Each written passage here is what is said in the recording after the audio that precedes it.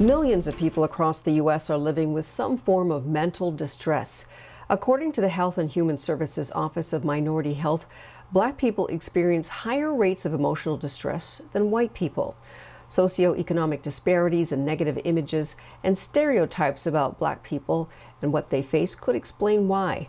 Joining me now is Michael Taylor, author of Shattering Black Male Stereotypes, Eradicating the 10 Most Destructive Media-Generated Illusions About Black Men.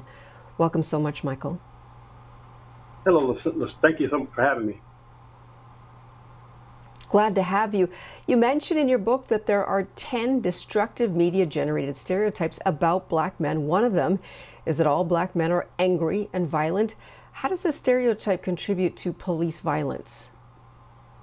Well, we hear so often that policemen say that they saw a Black person and they were threatened. So imagine that. So you walk up to someone, they don't do anything, but just by looking at them, you feel threatened. Why is that?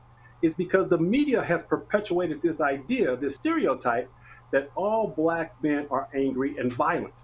And it isn't until we start changing some of those images throughout the media that allows the world to see that as Black men, we are no different than any other race of men.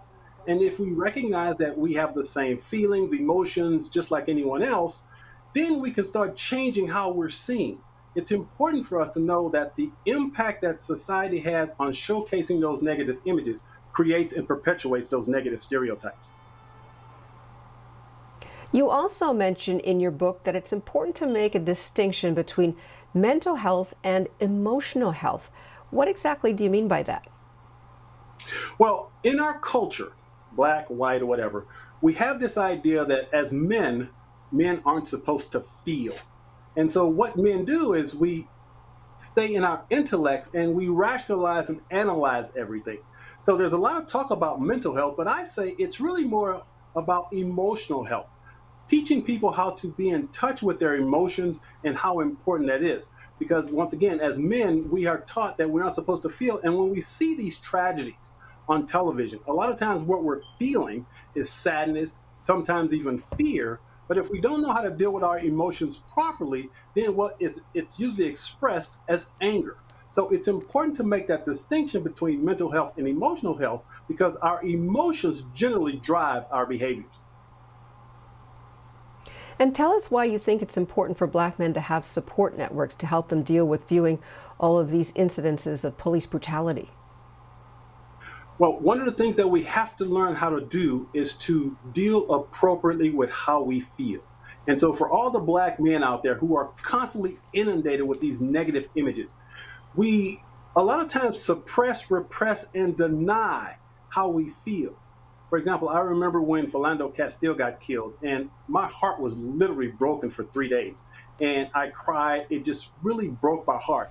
But I have a network of friends who I was able to go to and express that sadness and release that sadness.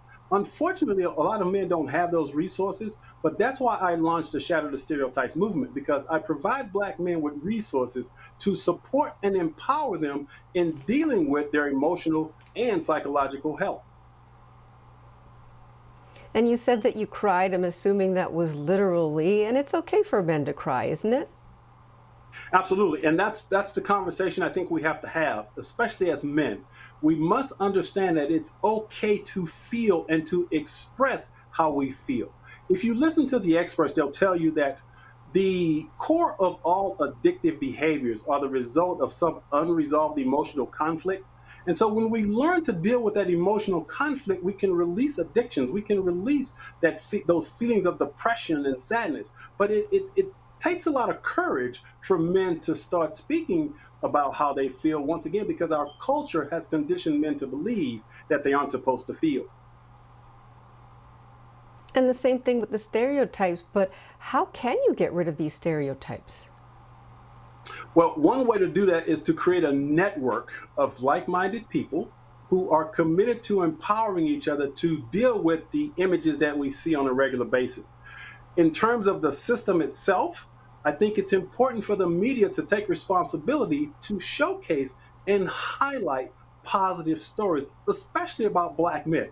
Because right now there's this One of the stereotypes I talk about in my book is that the stereotype is that black men are an endangered species. So a lot of young black men, unfortunately, when they see these police brutality stories, they buy into this illusion and they feel hopeless and powerless, and they don't think that they can succeed. But the truth is, that's just a media generated narrative. It is my belief that black men are positioned to experience unprecedented levels of success in America today, but unfortunately, we don't see that through the media. So I think it's important for the media to start showcasing positive, empowering stories, specifically around black men. Well, Michael, we are out of time, but thank you so much for sharing your book and what's in it with us. Very interesting topic. We'll have to have you back for more sometime. Take care.